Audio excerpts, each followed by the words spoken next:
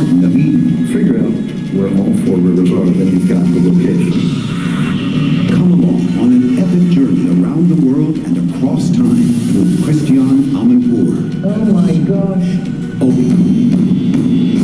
Back to the beginning with Christian Amanpour. When we imagine the Garden of Eden, most of us think of a paradise like this, the ultimate Shangri-La, better than anything we could ever find on earth. But what does the Bible actually say about where it all began? The biblical description is actually very short. It just says there are four rivers. Tigris and Euphrates are two of them, and then the other two are actually kind of unknown. That's the problem. If you can figure out where all four rivers are, then you've got... What's it say right there? And it is the tantalizing mention of these two remaining rivers that has fueled a never-ending search for the Garden of Eden. For centuries, people have looked everywhere from the depths of the Persian Gulf to rural Missouri and even the planet Mars. A never-ending search for the Garden of Eden. For centuries, people have looked everywhere from the depths of the Persian Gulf to rural Missouri and even the planet Mars. And even the planet Mars. Which brings us back to the Bible story and the two rivers that we can locate today, the Tigris and the Euphrates in southern Iraq. They come together in an area known as the Fertile Crescent, where civilization first began. Didn't even mention Ethiopia. Civilization did not start in the Tigris-Euphrates. The greatest monuments on the planet Earth is right there at the fallopian tube of the Nile Valley, where everybody's still plundering there. So you see that river compassing the whole land of Ethiopia. They didn't even mention it. And this goes out all over the world, even these old maps. Cush is what? You tell me. Don't be frightened. Any white folks in here?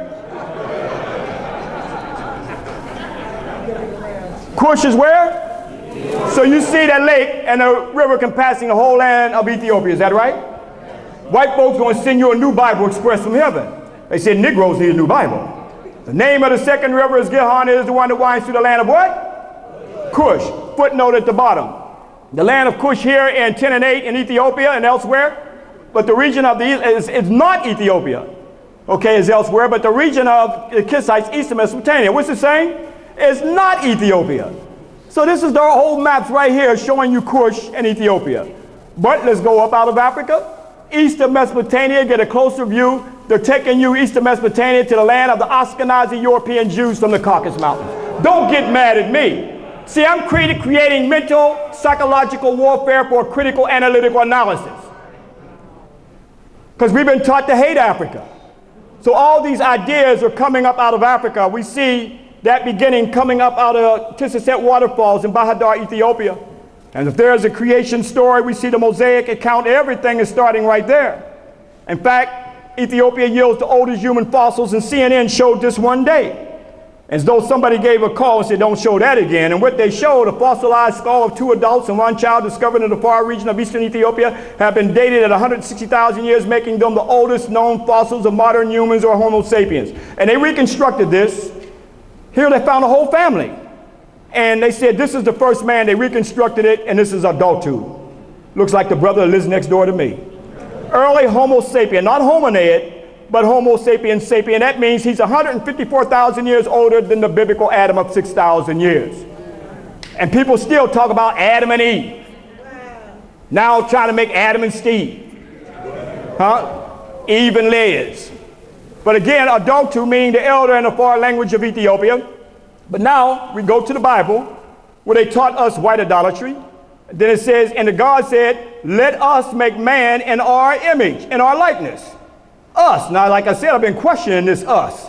So when we read this in the Bible, and we say, as some of the preachers say, this is the infallible word of God, says in our likeness. So of course, so God created man in his own image and the image of God. So we accepted this faggotized Adam. I mean, look at him. And here a pedophile God up there in the heaven with all this babies, and we don't know what's going up in there. So this is what we've been indoctrinated into to create white idolatry. White idolatry is the worship of white folks. It goes on in the Bible, it says, and the Lord God took man and put him into the Garden of Eden and addressed it to keep it. So again, back to Ethiopia again in Genesis, it says what? The land is where? Ethiopia. Even Webster says Ethiopian African black man. So the question is, why you got two white folks in your garden? Here we were taught it was jungles and pagans and heathens and savages, but now they got white folks in the garden with lions and everything else. But yet they show the garden as elephants and giraffes. In fact, in one story, the animals are created first. In another story, Adam and Eve is created first. This European named Gary Greensberg, who wrote 101 Myths of the Bible, and he points out how ancient scribes invented biblical history. In fact, he talks about many of these ideas. In fact, this Biblical Archaeology Society, they are ones plundering in Egypt as well. But when we get Newsweek or U.S. News and World Report, is the Bible true? They ask the question. So white folks are asking, is the Bible true? And when I look at Adam and Eve, they both got navels. Now, sisters, why do we got navels? Sisters, the biblical cord, is that right? So why does Adam got a navel?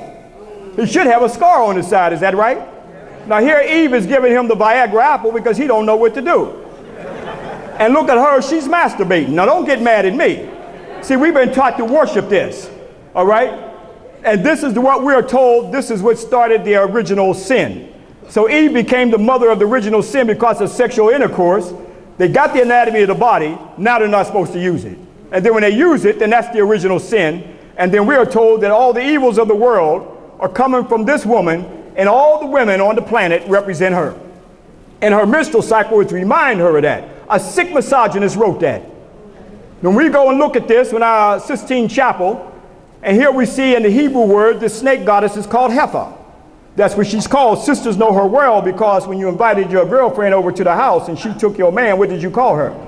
You heifer you snake you. So again, that's where the heifer goddess came from. That's the Hebrew word. But when I look at this closely, it looked like that Adam got busted for the same thing Clinton got busted for. But see, you've been taught to worship this stuff. See? But this is white folks, this is what they give us, and we get caught in the white idolatry and can't see the madness in it. So when I'm in Ghana, beautiful black brothers and sisters there, and God makes them in his own image. Here we see creating white idolatry, the worship of white images in Ghana. And on me in Ghana, we see here the white images, but a brother made this picture here as though he's trying to send a message. See that brother back there with the blade? I'm glad the brother put that picture there. See that blade back there? Looked like he cut off his arm right there already. So somebody was trying to send a message, but these pictures are all over Africa as well. Trinity Cathedral Church, now I'm in East Africa. There we see white Adam and Eve for white idolatry in East Africa, just like in Ghana. Here they are told that this is the garden, white folks, the first man and woman on the planet. This is the sick idolatry that they have programmed us with, brothers and sisters, even though their own science of mitochondrial DNA, they talk about when scientists trace humanity's genetic roots back to the origin, all roads leads to Africa.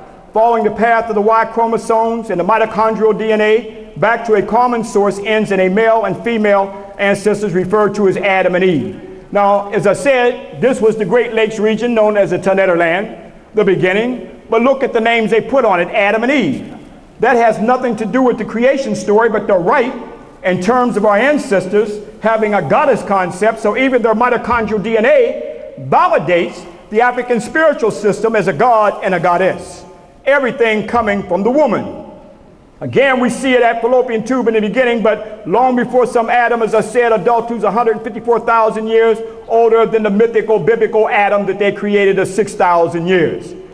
Newsweek comes out and the brother said, look, I told you, brother, crazy Adam and Eve is black. Look, they're on front of Newsweek. Well, just because he got a jerry curl and she got a weave, that still don't make them, that's our story.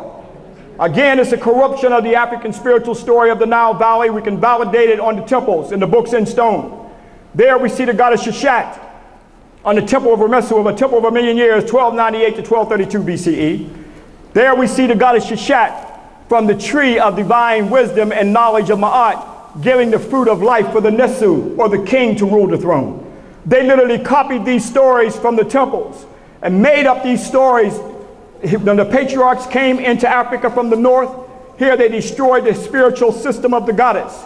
Even the hairstyle that you see is the same as the goddess Sheshat that you see right here. After all, our ancestors carved in stone. So when they're telling you about these stories, can you say, can you show me? But one temple after the other, like the temple of Heru at Edfu, there we see the tree of not of good and evil, but the tree of divine laws of Ma'at.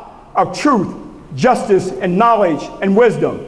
That was corrupted by the patriarchs of the tree of knowledge of good and evil. There we see the tree of Ma'at, the tree of life, of moral order, called the tree of life in Genesis chapter 2, verse 17. That was copied from the books in stone. Go back thousands of years before the Western religions were even in existence, were Asar and Aset. Here, this divine couple who was created simultaneously had to eat from the tree of divine wisdom and divine intelligence. But yet, here we got a story of Adam and Eve and Cain and Abel. And even though they tell you that Cain went out to the land of Nod and found himself a wife, he kills his brother Abel and goes out to the land of Nod and finds a wife. The question is, where does she come from? Well, it's only supposed to be Adam and Eve, is that right?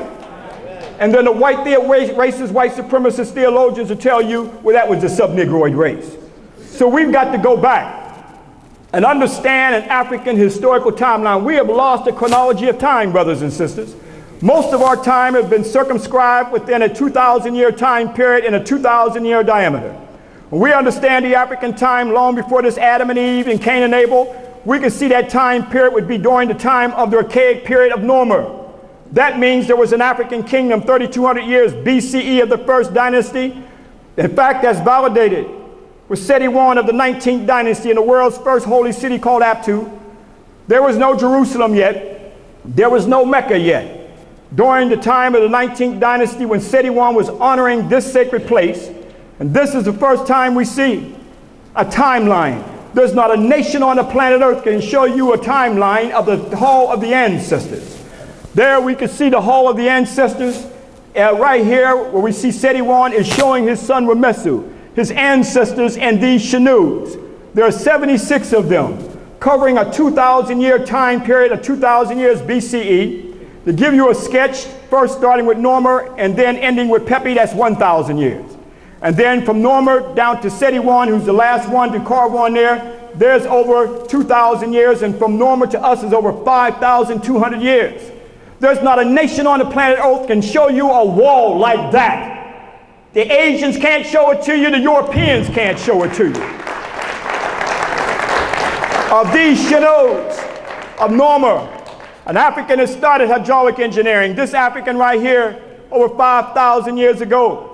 In fact, Marin Jehudi gave a time period of 5,700 years BCE, and Europeans couldn't deal with that time period, and that's how they came up with 3,200 years BCE. That's why I got a question mark. Or before the Christian era.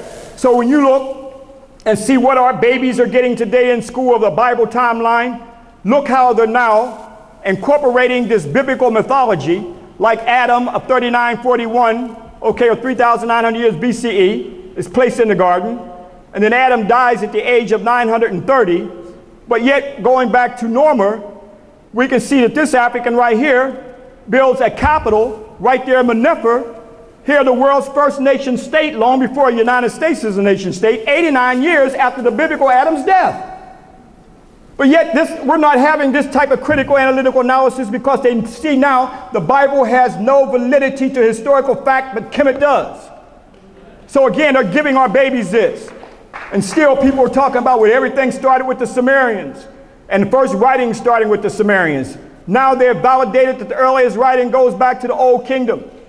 Over 5,000 years ago with Norma, it's documented on papers. The Egyptians' tablet may be the earliest writing in the world, validated with the wood panel of Assyria.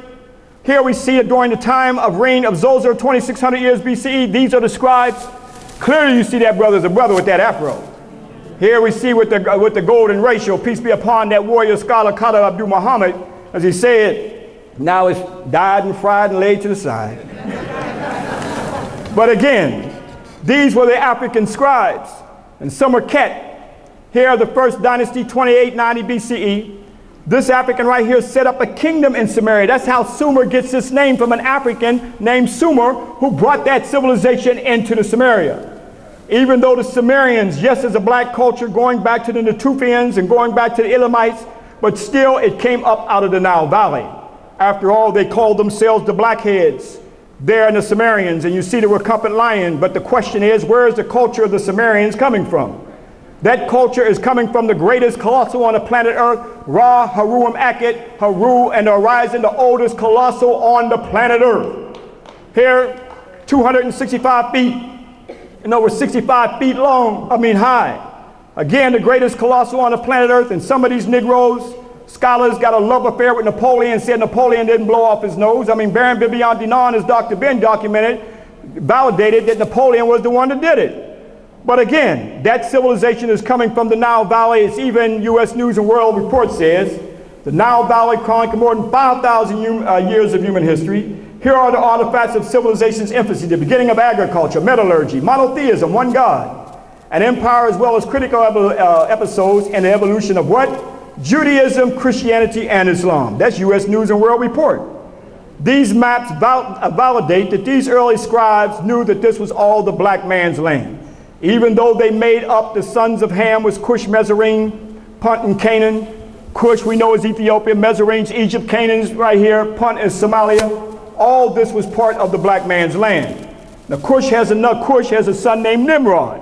He's ruling over this area right here in the Tigris Euphrates, as he's called Shinar in the Bible. That's the Sumerians. All given validation that this was all the black man's land. Again, even though this is an allegorical racist myth, but these ideas came from the papyruses of Kemet, where Sar, the Lord of the perfect black, is sitting on the Nile, and the Nile is symbolized as the lotus column, symbolizing where here the Nile is giving birth to the black man, yellow man, red man, and brown man. This is where they get the idea when we look at the four sons of Asar, the great black Kemite. They took from that and made the four sons of Ham. That's where they get the idea of the four sons of Ham. So one of the three sons of Noah, out of this allegorical racist myth that they created. Here the three sons were Shem, Ham, and Japheth, were born to Noah. Now when we look at this, we can go back to the Pretetta, the tombs of eternity of Ramesu-4, and see the great black Kemites. Now, when we look at Ramesu-4 of the 19th dynasty over 3,000 years ago, Pretetta, tomb of eternity, now we can see how did they make up these biblical terms. They took Cush and made Ham. They took from the Hyksos, who were the earliest invaders, and made Shem. They took from the Tamahu, that means white, and made up Japheth. So they just made this stuff up. So we know the story about Noah, who was drunk and naked, and because Ham walked in and saw him drunk and naked, chuckled about it from the biblical mythical story, and because of that, Ham's offspring will be cursed. And then we believe this curse story to this day when they just made this stuff up from the tombs of Kemet. So the Hyksos were the invaders of ancient Kemet, and when we look at Cush called Ham in the Bible, all were taken from these beautiful reliefs of our ancestors and corrupted, but yet Bible dictionary says Ham, he became the progenitor of the dark races. Not the Negroes, but the Egyptians, the Ethiopians, and Libyans, and Canaanites. Now see how psychopathic racist white folks are? See, not the Negroes. Now here, right here. So now let's go to Webster's International Dictionary around 1890 and 1900. At that time, they weren't trying to claim Kemet.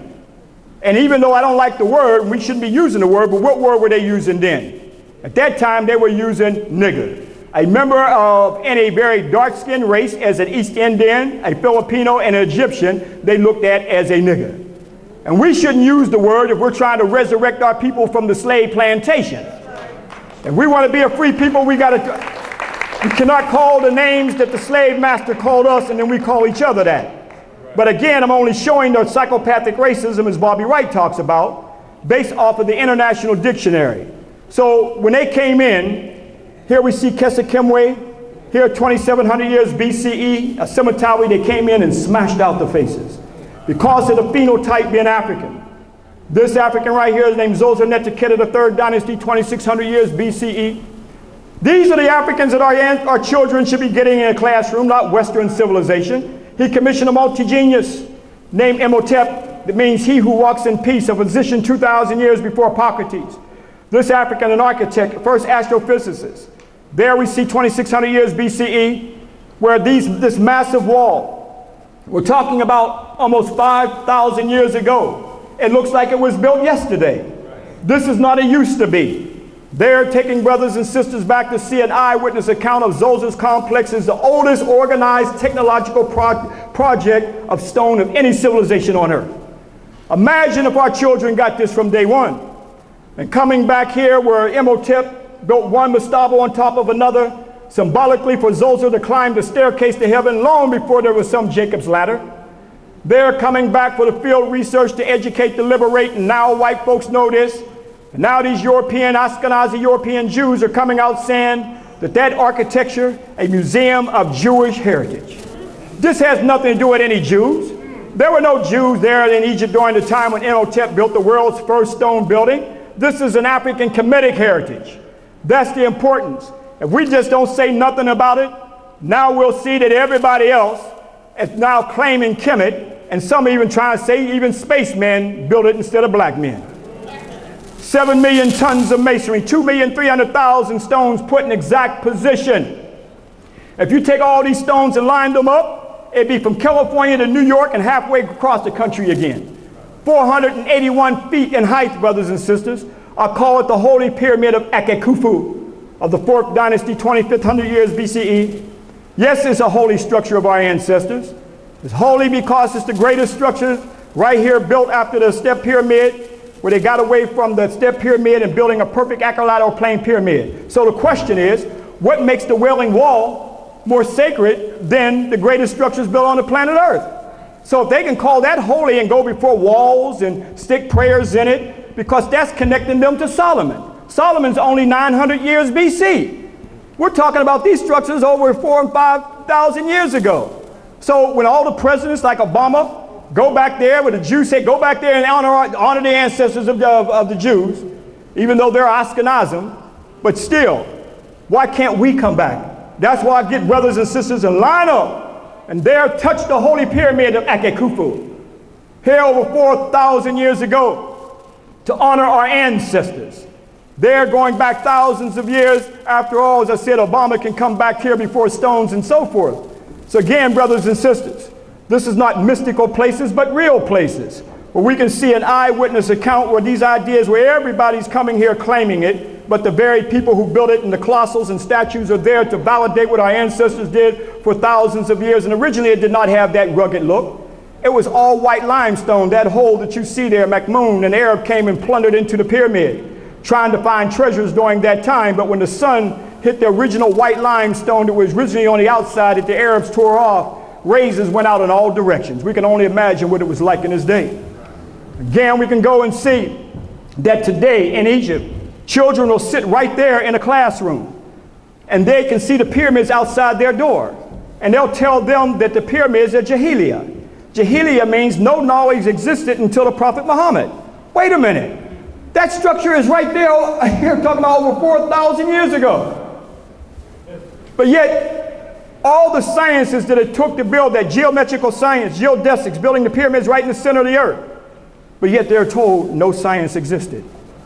But yet the greatest structures on the planet existed long before the Kaaba, thousands of years ago. And when you look at the term Kaaba, did that come from the Kaaba rock capstone of Amenemhet III, 1800 years BC, a solid black capstone with the all-seeing eyes and the verdette? After all, we go to the Quran in Surah 103, it says time through the ages, Al-Asar, time through the ages. That means Orion is called Al-Asar. Those of us who know that the prayer of the descending sun is called Asar. So Asar is in the prayer of the Salat during the descending of the sun. So we see that's called Al-Asar Osiris. That represents the Orion's constellation.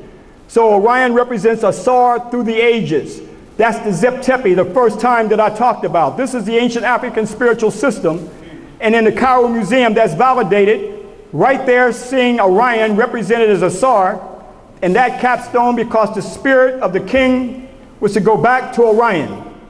When we look at that, we find it in Amos chapter 5, verse 8, seeketh him that maketh the 7 stars of Orion.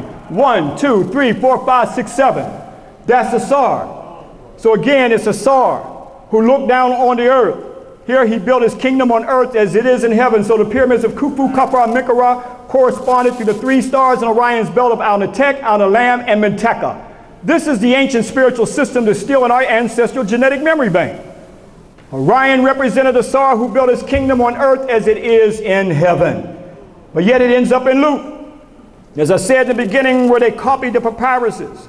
So it ends up in the Bible in Luke in chapter 11, verse 2, Our Father in heaven, thy kingdom come, thy will be done on earth as it is in heaven. That came from Asar who built his kingdom on earth as it is in heaven with the constellation of Orion. These are the ancient spiritual systems where the Nile represented the terrestrial Nile. The purpose of the king was to go to the celestial Nile to represent Asar. So there's a boat that was excavated in 1954. That's not a spaceship that landed and couldn't get back, but that's the boat of Khufu. It's inside this casing here. And here, this boat here is 142 feet long. In fact, it's bigger than Captain Cook's boat. We're talking about over 1,200 pieces to reconstruct this solar boat of Eke Khufu.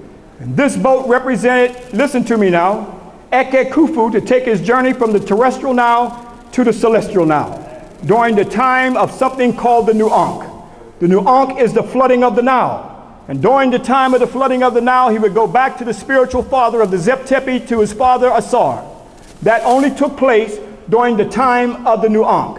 So the question is, that idea of the Noah's Ark that they show documentaries every year on Noah's Ark, was that Noah's Ark copied from the ancient African spiritual systems? That's why they got to show you movies all the time to continue the indoctrination of our children's mind. Even though we may find out, but yet they grab our children's mind of this story of Noah's Ark that you can't validate nowhere. Again, when we see this Noah's Ark was supposed to have been where the sons of God, married the daughters of men. Well, let's go to Sahara. Those were the sons of God of the 5th dynasty around 2400 years BCE. Here were the sons of God who married foreign women on the throne. Now, there was a lot of things of invasions that came into Kemet, but we were also at fault too. That means we married foreign women on the throne of Kemet. We do it today with football players and athletes and entertainers and politicians marrying these foreign women into the economic throne of African people. So you look at the phenotype and see Sahara, known as the sons of Ra or the sons of God. That's where that idea came from. When we look and see that during this time, the pyramids were not built on the same level of Eke Khufu. Invasions were coming in, then they're dilapidated. But what they did was something very different. Bringing brothers and sisters back here, although it's dilapidated, but it's what's on the inside that makes these powerful. Because during this time we see of Unas, here they're actually carving of the ancient language of the Middle Nature. We didn't see that during the time of Zolzer and Eke Khufu. They're actually writing about salvation and resurrection, and Europeans are coming back studying these spiritual ideas that made up the Western religions. Coming down into Teti, here of the 6th dynasty. There we can see it and validate it with these ideas where our ancestors carved. Right there, the earliest writing. There were no Bibles yet.